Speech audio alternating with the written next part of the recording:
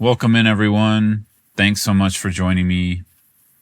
Today, I'd like to discuss a few thoughts on working with challenges and struggles in our life.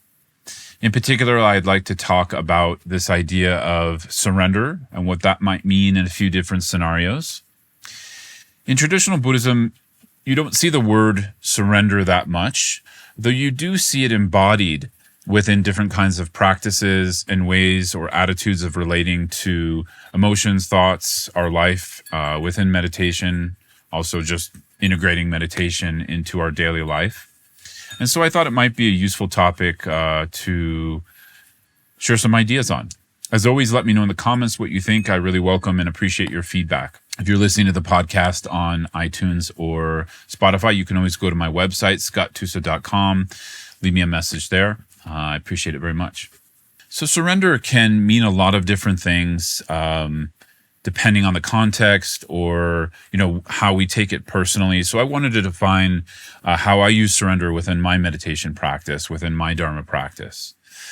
Maybe I'll define how I don't use it first, which is this kind of cocooning type of surrender where we're actually collapsing more into our ego clinging, giving up our power and agency to an external figure, or just kind of quitting within cynicism. And that's not the kind of surrender I'm going to recommend, applying to our struggles and challenges.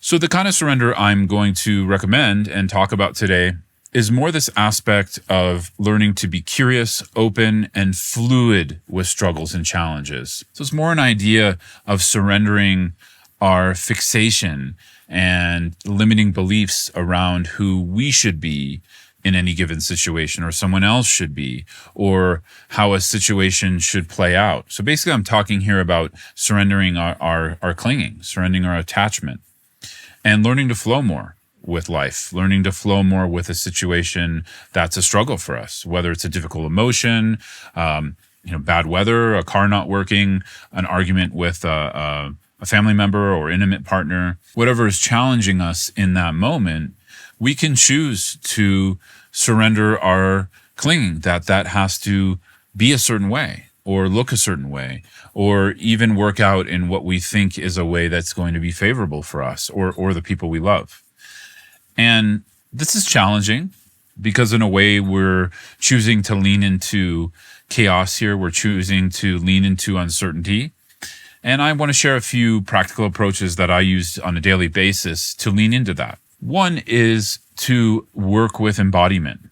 So for me, I'm dropping into my body, into my feet, legs, abdomen, many times throughout the day. I'm trying to become aware of the sensations. I'm trying to allow sensations to move in a way they want to move. I'm attempting to allow emotions to move in the way they want to move. And of course, as a Dharma practitioner, also working with thoughts, though that's not easy.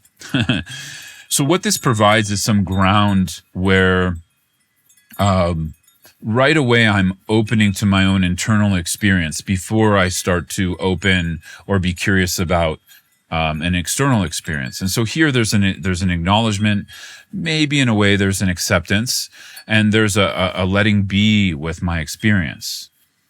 And so through that letting be, then I can start to apply more curiosity and openness to an outer situation, be that a disagreement, traffic jam, someone being late to an appointment, that I need to get something done in, whatever it is, right? Something that's not going my way in that given moment.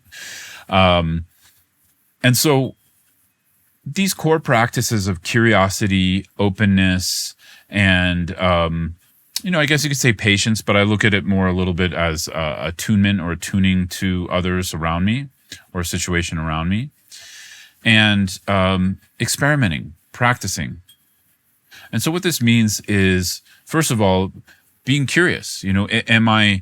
Am I seeing the situation as it is, or is there more to it than appears? So allowing some open questions. Now, again, these might not be literal questions for me, but they're just a sense of opening to more information. That it's kind of a prompt for me internally that maybe I don't have all the information of how this is functioning or existing, right? So I don't assume that I know. So there's a sense here that I don't have all of it figured out. And there's an acknowledgement of that, which is actually quite relaxing. For me, I can have quite a judgmental mind sometimes, and so there's a relief here that like I don't have to use my judgment all the time. I can just try to stay present and open, and again that leads to some sense of openness, spaciousness, and then attunement. Because when this involves other people or an environment or a situation where we're not just working with our internal experience of emotions and thoughts, often there needs to be some sense of attuning to how other people are feeling, listening, asking them directly. And sometimes if people don't want to tell us, or maybe they don't even know, we have to attune in a deeper way. And this is really, really challenging. So I treat this more as a practice than like that I should be perfect at this. And so again, there's even room there for leaning into not being perfect at any given task, or not being perfect at my relationships. And it's something where I can grow, right? Moment by moment.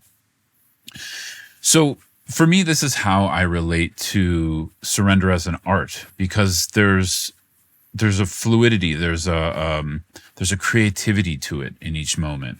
And there's a give and take. I was talking with one of my mentees the other day, and I started referring to this more as like a call and response.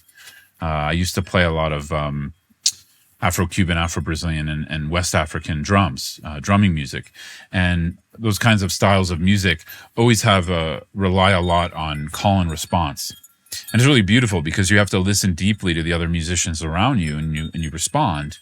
But also it teaches you how to relate to life, because you're doing something and sometimes not doing something. So, sometimes not saying something is also saying something. And then there's a response, and we pay attention and we listen. What is going to bring more openness, joy, compassion within our lives and the lives of those around us. So it's almost like we're tuning into this, I call it a cosmic call and response, like a universal call and response, just attuning to the space around us and then responding. And sometimes we don't always know the proper response. So we can surrender or let be with this need to know and just try to open.